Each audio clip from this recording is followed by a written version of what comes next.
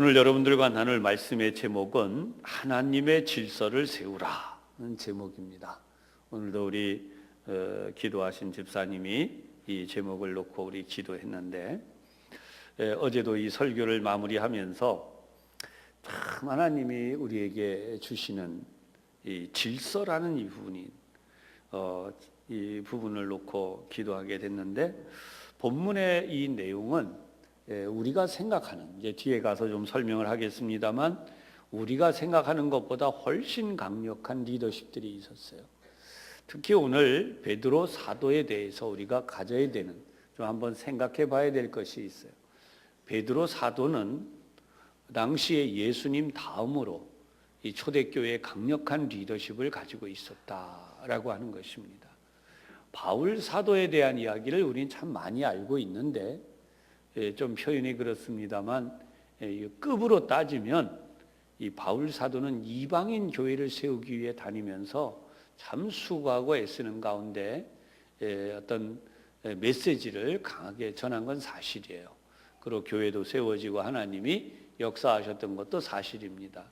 그러나 바울 사도가 세워놓은 모든 교회들이 바울 사도뿐 아니라 초대교회의 성도들에 의해서 세워졌던 이 로마 제국 하에 있었던 모든 교회들이 어디에 영향을 받았는가? 바로 이 베드로 사도의 글에, 베드로 사도의 리더십에 가장 커다란 영향력을 받았다, 영향을 받았다. 이제 이렇게 말씀을 드리겠습니다. 왜냐하면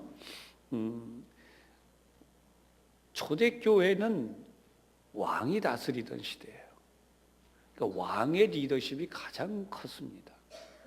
그렇기 때문에 성경을 보면 이 신약 성경 전반에 걸쳐서 이 영원하신 우리의 왕 예수, 가장 높으신 왕 중의 왕, 만왕의 왕, 이런 표현들을 사용하는 거죠. 근데 그 왕권을 대행하고 있는 이가 누구였느냐? 바로 베드로 사도였어요. 그래서 오늘날에는 이 베드로 사도의 후계자다라고 하는, 왕권을 계승하는 자다라고 하는 의미에서 로마의 바티칸시가 있고, 그 바티칸시 안에 교황이 그 왕권을 대행한다, 이렇게 가르치고 있습니다. 실제로 우리 개신교들은 로마 교황의 영향을 받지는 않습니다만, 종교개혁 이전까지는 로마 교황 황제였어요. 교황이라는 말이 글자 자체로 황제라는 뜻입니다. 오늘 우리는 하나님이 우리의 왕이 되셔서 예수 그리스도께서 우리의 왕이시며 성령 하나님에 의하여 우리는 통치를 받는다. 그것이 바로 이 하나님의 질서라고 하는 측면에서 생각하게 되는 것이죠. 먼저 한 세 가지를, 오늘 본문이 생각보다 굉장히 많은 내용을 담고 있습니다. 세 가지를 생각하려고 하는데, 왜 질서는 존중되어야 하는가라고 하는 첫 번째 사실, 두 번째 사실은 왜 이 질서가 또 깨어져야 되는가라고 하는 부분에 대한, 마지막으로 성경은 우리에게 어떤 질서를 말씀하시는가, 이 세 가지를 함께 생각하겠습니다. 여러분, 우리가 아는 대로 이 세상에는 질서가 있어요. 당장 나가면 교통 질서가 있잖아요. 또 우리 국가적으로는 국가의 법이 있고, 우리가 인간적으로 살아가는 모든 환경 속에서는 또 우리 스스로, 어른과 아이, 또 우리 가족에도 질서가 존재하게 됩니다. 그러나 신앙적으로 우리가 생각해 보면 질서가 왜 존중돼야 되느냐라고 하는 부분에서부터 출발하지 않을 수가 없어요. 왜 우리의 질서가 존중되어야 하느냐? 여러분, 한 번씩은 신앙에 열심히 있는 이들은 읽어볼 만한 책이, 읽어봤을 만한 책이 있어요. 제자 훈련을 하면 반드시 이 책을 거치도록 돼 있는데, 사랑의 교회 옥하는 목사님이 사랑의 교회를 세워가는 동안에 국제제자훈련원이라고 하는 것을 세워서 아주 유명해졌죠. 이 교재 안에 꼭 읽게 돼 있는 책 중에 하나가 바로 이 내면 세계의 질서와 영적 성장, 신학이라고 하는 제목의 책이에요. Ordering Your Private World. 영어 원제는 이렇게 되어 있습니다. 2003년도에 우리나라에 발간이 됐습니다. 번역해서 발간이 됐는데 이 책은 고든 맥도날드라고 하는, 이분은 굉장히 많이 알려져 있어요. 이 고든 맥도날드라고 하는 목사님이 기록을 한 책입니다. 이분은 덴버 신학교에서 공부를 했고 그레이스 채플, 미국의 매사추세츠 그 그레이스 채플에서 무려 35년 동안 목회를 했습니다. 그것뿐만 아니라 미국의 대학생회라고 하는 IVF, 우리나라에도 있어요. 거기에서 회장을 지내고 베델 신학교 또 고든 코넬 신학교에서 교수로 재직을 했습니다. 이분이 이 글 속에서 우리에게 알려주는 몇 가지가 있어서 여러분들에게도 오늘 말씀을 드리려고요. 여기 이런 내용이 있어요. 우리 세계는 본질적으로 영적 세계이다. 여러분, 지금 우리가 살고 있는 세계는 본질적으로 이 영적 세계라는 거죠. 영적 세계를 놓고 말할 수가 없다는 것입니다. 하다못해 지금 게임을 하고 학생들이 지금 굉장히 그 세상에서 살아가고 있는 근데 이게 다 영적 세계와 연결이 돼 있다는 거예요. 그런데 이 영적 세계가 본질적으로 우리 내면 세계를 구축한다는 것입니다. 근데 이 내면 세계에 가장 중요한 부위가 있어요. 이게 바로 예배와 신앙 고백이 이루어져야만 이 내면 세계의 질서가 지켜진다는 것입니다. 그런데 많은 사람들이 예배와 신앙 고백을 통해 하나님과 교제하지 않은 채로 자기 스스로 고독하고 그리고 성찰을 추구하는 방식을 통해서 내면 세계의 질서를 세워가려고 한다는 거예요. 그러다 보니까 여기에 어떤 일이 일어나느냐? 영적 공해가 침투하게 됩니다. 얼마나 많은 사람들이 여기에 시달리는지 모른다는 거예요. 왜 그렇게 되는가?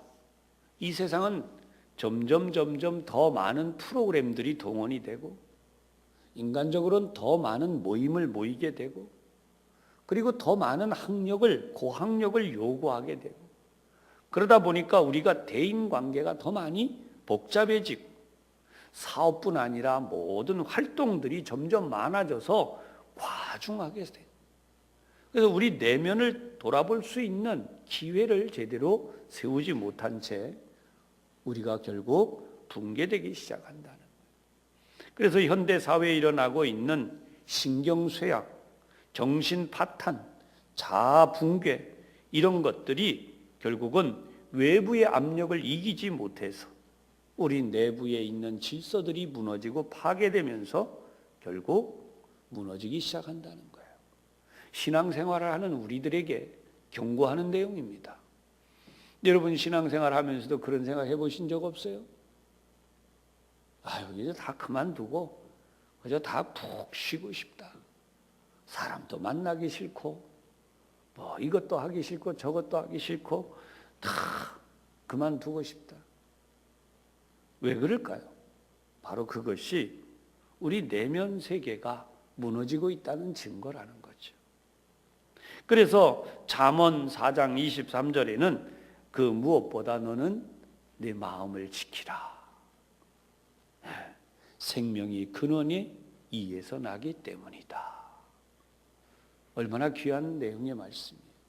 성경이 우리에게 이미 이 해답을 주고 있음에도 불구하고 우리는 본질적으로 영적 세계를 추구해야만 하는 이 부분을 제대로 세워주지 않은 채 우리 자신은 물론 우리의 자녀들에게 계속해서 더 많은 프로그램을 소화해라, 더 많은 학력을 소화해라, 더 많은 모임을 잘 감당해라, 우리 자신도 감당하지 못하면서 계속해서 이 일들을 추진하고 있다는 거예요. 사랑하는 여러분, 본질적인 영적 세계를 잘 추구해야 된다는 사실을 여기서 가르쳐 주는데 그것이 바로 하나님을 예배하는 것이며 하나님에 대한 온전한 신앙 고백이 이루어질 때에 이 외부의 압력을 잘 견뎌낼 수 있다. 그래서 우리에게 바로 이 질서에 대한 사실을 일깨워주고 있어요. 그렇다면 이번에는 왜 이 질서가 또 깨져야 되는 부분이 있느냐? 여러분, 어제부로, 어제 9일이죠. 어제부로 지난 3년 동안 전 세계를 위협했던 이 IS, 이슬람 국가가 이제 이라크라고 하는 나라로부터 완전히 추방이 되어져서 이제 IS와의 전쟁이 끝났다라고 하는 전쟁 종식을 공식적으로 이라크 정부가 선포했어요. 뉴스를 보신 적이 있는지 모르지만 여러분, 뉴스에 나온 이 내용을 보면서 이게 또 그렇게, 여러분, IS를 이렇게 얘기하고 있는 이라크조차도 중동 지역의 많은 나라들이 이슬람을 섬기는 나라예요. 이 이슬람을 섬기는 나라끼리도 이 질서를 깨뜨리고 있는, 왜 그렇습니까? 무자비할 정도로 사람을 죽이는 거예요. 그들은 성전이라고 말해요. 그들의 질서를 잘 세우지 않으면 세계가 무너진다. 세계를 잘 세워야 된다. 사랑하는 여러분, 우리나라에도 이 기독교가 전래되어지기 전까지는 이 남녀가 오늘 여러분들이 이렇게 함께 예배한, 아니 정확하게 말하면 남녀는 결코 평등할 수 없었어요. 요즘은 일각에서 여성 상위 시대가 너무 올라가서 이제는 또 좀 남성들이 위축된다 이런 이야기까지 해요.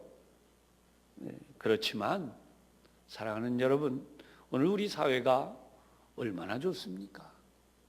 우리 기도한 집사님이 우리가 하나님의 복을 이렇게 풍성하게 받고 우리 사회가 이렇게 하나님의 은혜를 누리는데 우리 이거 잘 모르고 있다.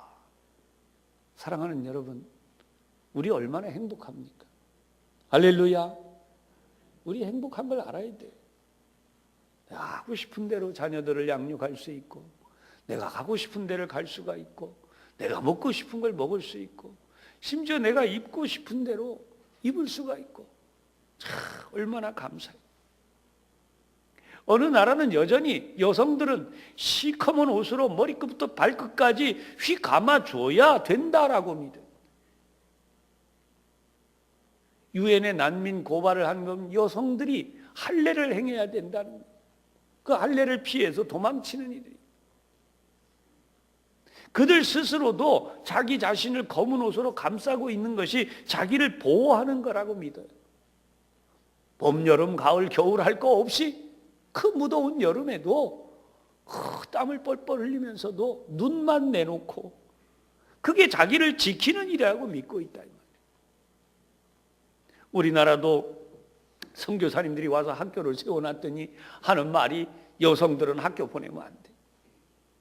어머니가 딸을 학교 안 보내겠다고 머리털을 깎아버리질 않나. 그냥 몽둥이로 때리질 않나. 어머니가 딸을 안 보내. 너 학교 가면 베린다. 야, 여러분, 그런 사회가 머지않았던 과거 얘기예요.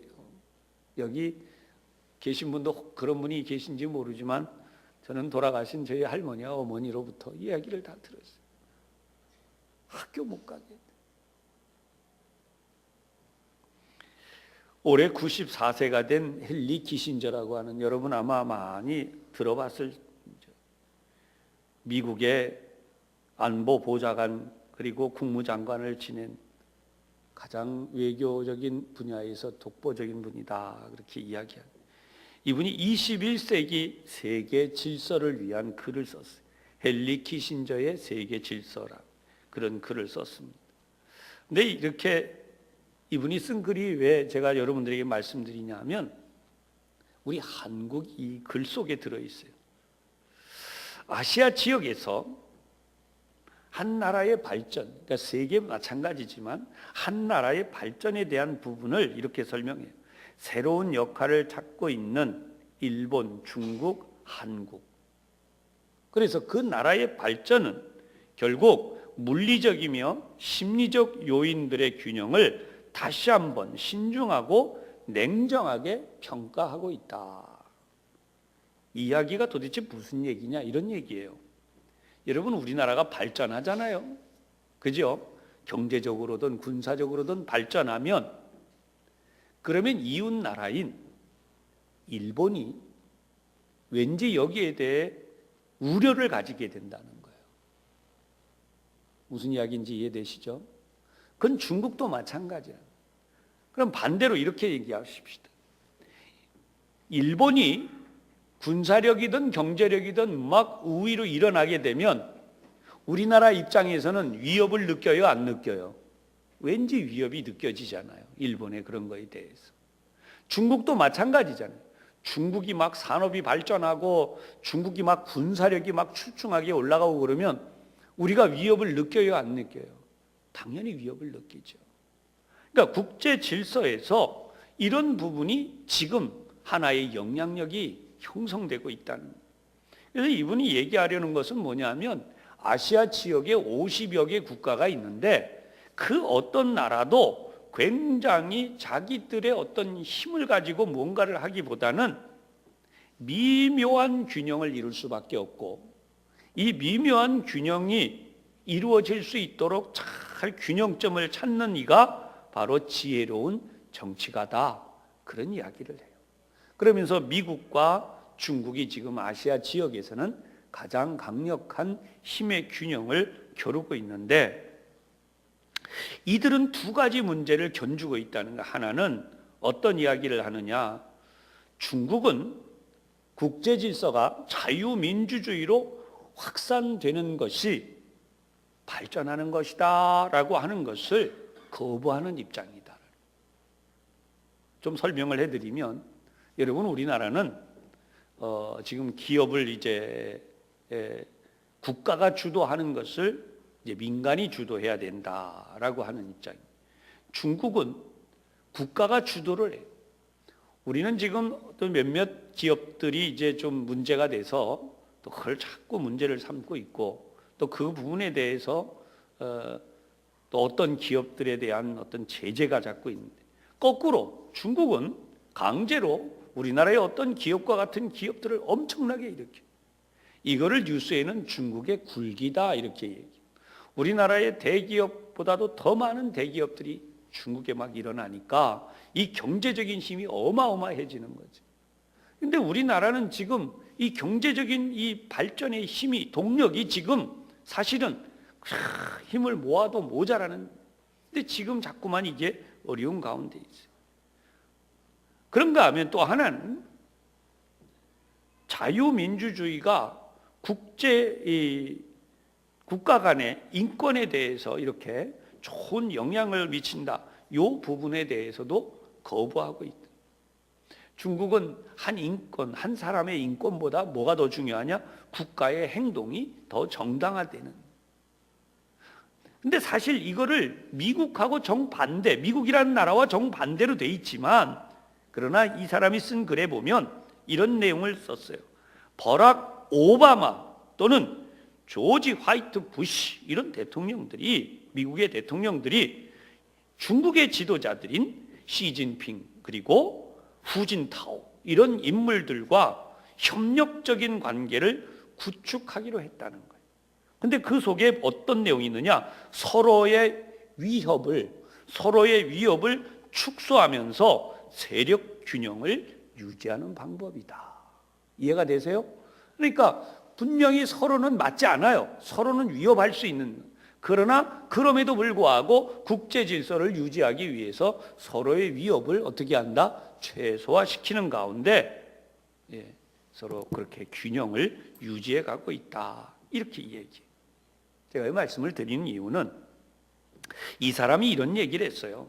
아시아 지역에는 불교, 힌두교, 이슬람, 여러 기독교까지 포함한 여러 종교가 있지만, 그러나 로마 제국에 필적할 만한, 로마 제국과 비교할 만한 엄청난 힘은 존재하지 않는다, 이렇게 얘기를 했다는 거예요. 자, 이 부분 때문에 이분의 글을 여러분들에게 인용한 겁니다. 사랑하는 여러분, 오늘 우리가 본 성경 말씀은 베드로 사도 당시에는 어떤 로마 황제보다도 강력한 리더십, 그 힘을 가지고 있었던 그 메시지가 바로 베드로 사도의 이 메시지였어요. 오늘 본문의 말씀. 바로 이 메시지 때문에 여러분 로마 제국이 붕괴해 버렸다는 거예요. 할렐루야. 이게 무슨 뜻인지 다시 한번 설명을 해드리면, 로마는 그 당시에 로마 황제의 강력한 힘으로 인해서 철옹성이라고 불리고, 로마 제국이 철옹성, 로마 황제가 이끄는 군대가 있으면 한 나라를 완전히 진멸해도 그 어느 누구도 한마디 할 수 없어요. 땅끝까지 갔다라고 하는 로마 제국은 그 당시에 완전한 제국이라고 불렸어요. 그 군사력이 가히 엄청났고 로마의 황제의 그 힘이 어마어마했어요.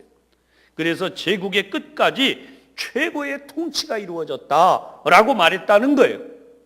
그런데 바로 그 로마의 군대도 그 강력한 로마의 원로정, 공화정, 원로원, 그 민주주의를 말하는, 또 로마의 그 강력한 문화의 힘, 그것도 결국 어디에 굴복하게 되는가? 바로 이 기독교에 의하여 주후 313년 콘스탄틴 대제가 기독교를 공인하게 돼요. 기독교를 제국의 종교로 공인하게 됩니다. 나중에 기독교가 유일한 로마 제국의 종교가 되죠. 할렐루야. 그 힘이 어디 있냐? 바로 이 오늘 본문에 우리가 앞에서 보았던 그 부분의 메시지가 로마 제국 전역에 흩어져 있었던 크리스찬 기독교인들의 심령에, 그들의 삶의 모토가 됐고 삶의 표준이요 기준이 되어서 그것이 바로 로마라고 하는 나라를 완전히 정복해버리고 기독교 국가로 만들었다는 이야기예요. 아멘. 그러니까 키신저가 아무리 훌륭한 분이어도 이 부분을 못 읽어보는 거예요. 이 성경을 못 보고 있는 거예요. 왜 그러면 로마가 이렇게 무너졌는가? 여러분, 주후 3세기에 로마는 매우 혼란했어요. 지금도 어떤 분들이 우리나라를 좀 혼란스럽게 보는 분들이 있어요. 그런 분들에게 이 말씀을 드리려고 해요. 주후 235년에서 284년까지 약 한 49년, 50년 정도죠. 이 동안에 황제가 몇 명이나 바뀌었나? 로마 황제가 무려 26명이나 바뀌게 돼요. 얼마나 혼란스러웠겠어요. 황제가 한 명 바뀔 때마다 엄청난 사람들이 죽어나가는, 법이 그때마다 바뀌는 거예요. 그런데 놀랍게도 오늘 이 성경을 보면 이런 하나님의 말씀을 받아들인 그리스도인들은 이 제국의 어떠한 시류에도 휩쓸려가지 않아요. 여러분, 고산자 대동여지도라고 하는 영화가 우리나라에 개관이 됐습니다. 아마 방송에서 보시거나 어디 가서 보신 적이 있는지 모르지만, 대동여지도를 만들려고 한, 사실 거기에 포커스가 맞춰져 있지만 그 안에 우리나라 초대 기독교인들이 순교하는 장면들이 나옵니다. 대원군이 우리나라의 쇄국 정치를 펴서 기독교인들을 완전히 씨를 말리려고 해요. 이 강가에 기독교인들을 데려다 놓고 생명의 위협을 합니다. 예수를 믿지 않겠다고 하면 살려주겠다. 그런데 거기 있는 사람들이 전부 다 순교해요. 망나니가 휘두르면서, 칼을 휘두르면서 죽이겠다고 목에다 칼을 대도 하늘에 계신 우리 아버지, 주기도문을 외우면서 그 망나니의 칼 아래 옆 사람이 목이 날아가고, 그 옆에 있는 여신도가 목이 날아가고, 그 옆에 목이 날아가도 전혀 거침없이 주기도문을 외우면서 쫙 순교해 나가요. 사랑하는 여러분, 우리나라에도 그랬지만 로마 제국에서도 그랬어요.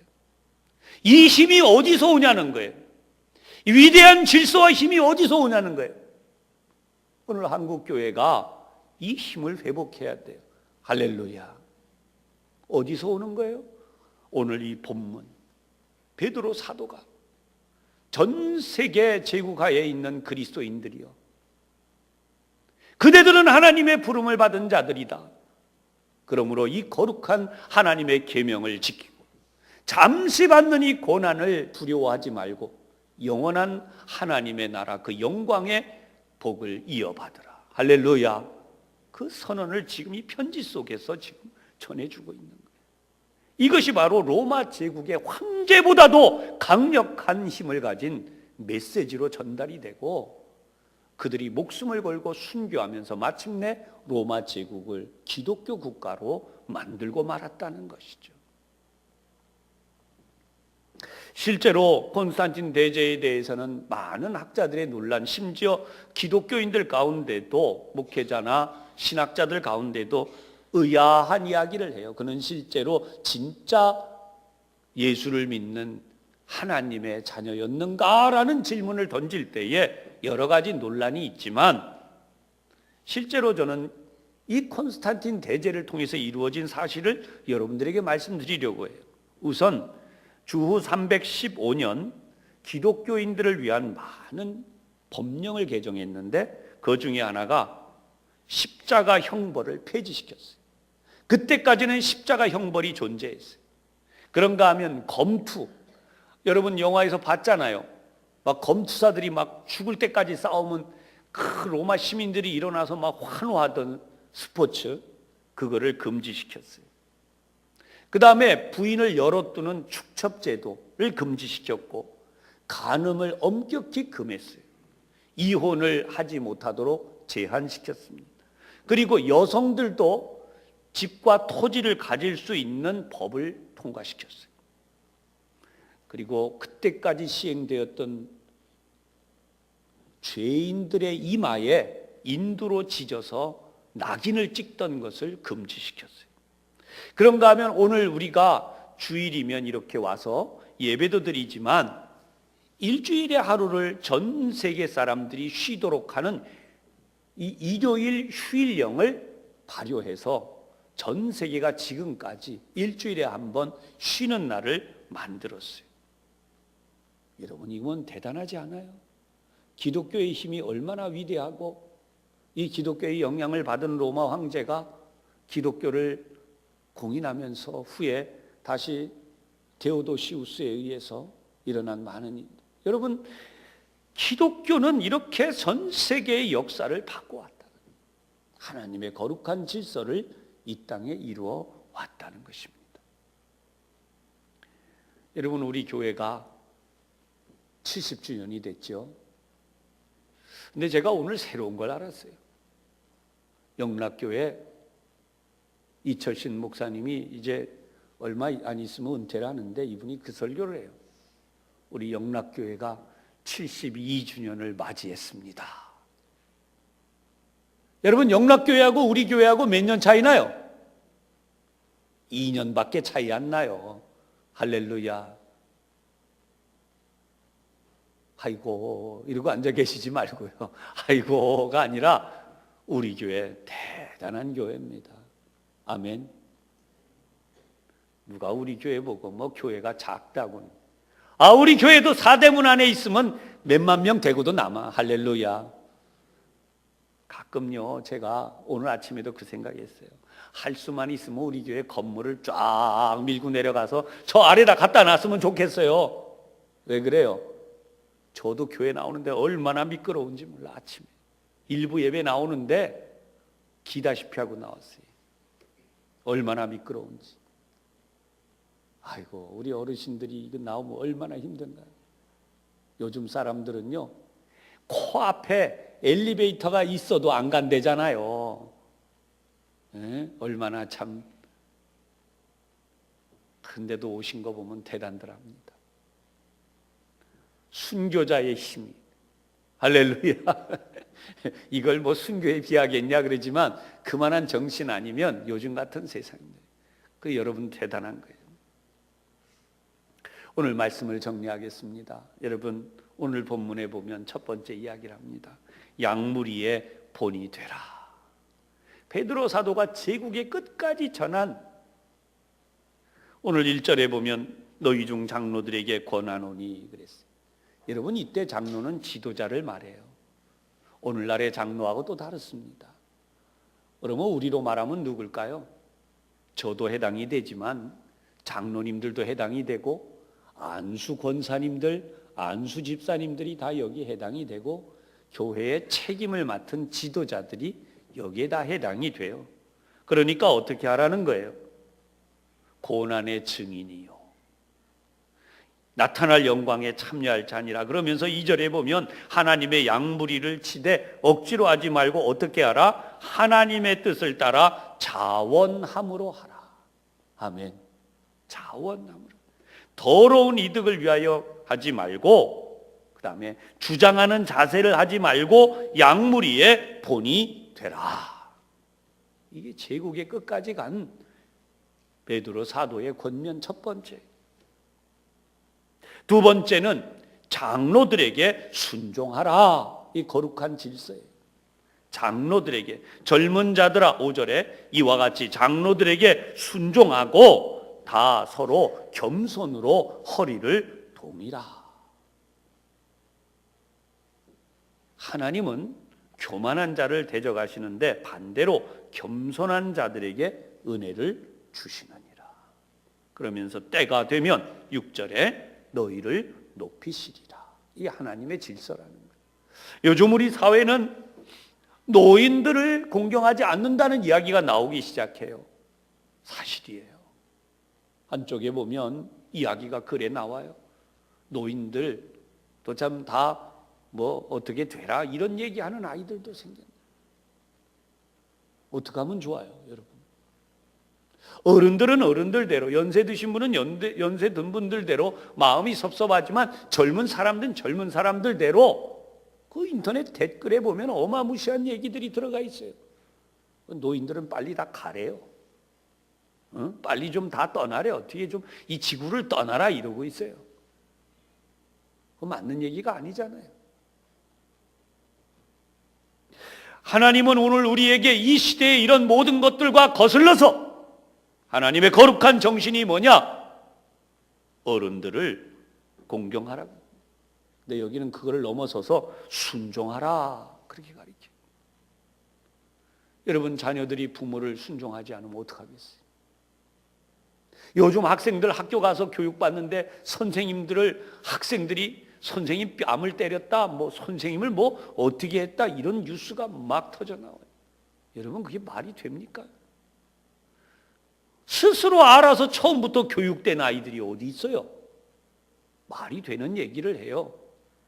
내가 스스로 교육을 해야겠다. 어떤 아이가 처음부터 내가 스스로 나를 교육해야겠다. 그런 아이가 어디 있어요? 배고프면 뺏어 먹으려고 떼쓰고, 마음이 불편하면 내 하고 싶은 대로 하겠다고 덜어놓고 다 그런 거죠. 며칠 전에도 여기 차 몰고 가는데 길을 그냥 서가지고 핸드폰 가지고 막 이러고 있어서 빵빵하다가 안 돼갖고 창문 열고 야 좀 빨리 가라 그랬더니 왜 상관이세요? 그래. 그 아이들에게 뭘 가르쳐야 돼요? 여러분, 그런 아이들이 사고 당하면 그냥 죽습니다. 전 늘 기도하는 게 그거예요. 하나님, 제가 운전하고 다니다가 그저 누구라도 한 명이라도 건드리지 않게 지켜주세요. 차 사이에 그냥 팍 뛰어가요. 얼마나 놀라고 나는지 몰라요. 며칠 전에는 사거리에서 일어난 큰 길인데요. 막 가고 있는데 이상해, 이게 뭐야 이랬더니 뭐냐 하면 그 SUV 차예요. 튼튼한 튼튼한 차가 직선으로 4차선을 질러오더라고요. 이 사람이 왜 질러오나 그랬더니 저렇게 나가면 저쪽 가서 유턴해야 되는데 코앞에서 유턴하겠다고 파란불 저 오고 있는데 그냥 직선으로 질러 나와. 이렇게 빵 해도 늦어. 이게 차 틀이 밖에 생겼어요. 근데 기적적으로 차가 섭디다. 아이고, 얼마나 땀이 뻘뻘 나는지. 아니 그냥 직선으로 질러 나와. 그냥 확 나오는데 그 양반 쳐다보고 내가 말할 겨를이 없었어요. 혼비백산해가지고 몸이 그냥 땀이 뻘뻘 나니까. 아무렇지도 않은 듯이 가요. 미안하다고도 안 해. 제가 받았으면 저도 다쳤겠지만 그 사람도 다쳤을 거예요. 생각이 없어요. 사랑하는 여러분, 오늘 우리가 사는 세상이 이렇다고요. 여러분들 중에도 교통사고 한두 번 당해본 분들도 있을 거예요. 왜 이런 일이 일어나는지. 세 번째, 성경이 오늘 우리에게 이 말씀을 해. 염려를 주님께 맡겨버리라. 할렐루야. 여러분 살면서 오늘까지도 얼마나 많은 염려합니까? 내 아들을, 내 딸을 어떻게 기르나, 내 집안을 어떻게 기르나, 어떻게 돌려. 여러분 오늘도 염려 없는 분이 누가 있습니까? 이 염려 때문에 우리가 무너지는데, 성경은 명백히 말씀해요. 너희 염려를 다 주께 맡기라. 이는 그가 너희를 돌보심이라. 아멘. 사랑하는 여러분, 오늘 우리가 그렇게 돼야 될 줄로 믿으시기를 바랍니다. 네 번째, 끝으로 깨어서 마귀를 대적하라. 여러분, 우리 정신을 혼미하게 만들고 질서를 무너뜨리고 우리가 갈피를 못 잡게 만들고, 그게 마귀가 하는 일이에요. 그래서 세계적으로 유명한 목회자 중에 조나단 에드워즈라는 분이 있습니다. 미국의 프린스턴 신학교의 총장을 지내기도 했지만 이분은 이 청교도 목회자의 대표적인 분입니다. 근데 이분이 이렇게 얘기를 했어요. 성경에 따라 말하지 않는 것은 그 안에 빛이 없기 때문입니다. 사탄은 늘 거룩한 책 성경을 향해 운명적인 악의와 증오를 보여왔습니다. 그래서 사탄은 온 힘을 다해 그 빛을 끄고자 사람들을 성경에서 떼어놓으려고 애를 씁니다. 사랑하는 여러분, 오늘 말씀을 지켜가야 되는 이유가 여기에 있습니다.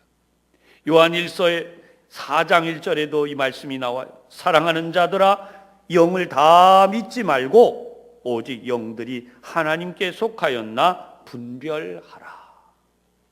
여러분, 우리가 이 세상에 사는 동안 깨어 있다는 것이 바로 이것이라는 거예요.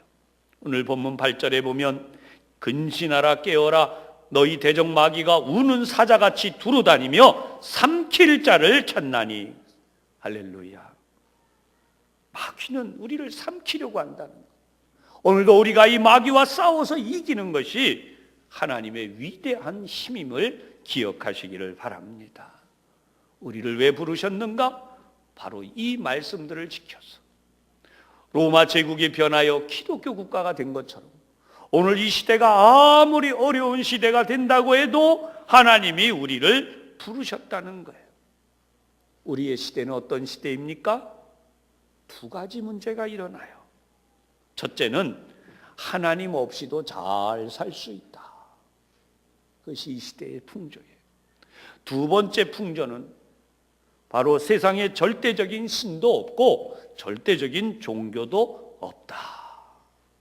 마귀는 이렇게 해서 하나님의 거룩한 구원의 길을 가로막고 있다는 것이죠. 이 자리에 예배드리는 여러분들은 이런 세상의 풍조와 변질된 종교와 그리고 가치관의 혼돈으로 인해 일어나고 있는 우리의 신앙적 위기를 잘 극복하고 초대교회 성도들의 삶의 방침이 되었던 오늘 성경 본문 베드로 사도가 제국의 끝까지 보냈던 이 메시지를 통해서 우리들도 하나님 앞에서 믿음을 잘 지켜서 혼란의 시대를 이기고 이 나라의 혼돈과 위기도 극복하고 우리 모두 다음 세대까지 하나님의 나라에 다 도달하는 귀한 역사를 이루게 되기를 주님의 이름으로 축복합니다. 기도하겠습니다.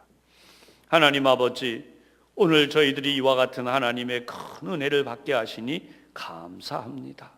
이 말씀 통해서 이 세상을 이기고 하나님의 역사를 이루는 하나님의 자녀, 하나님의 백성들이 다 되게 하여 주옵소서.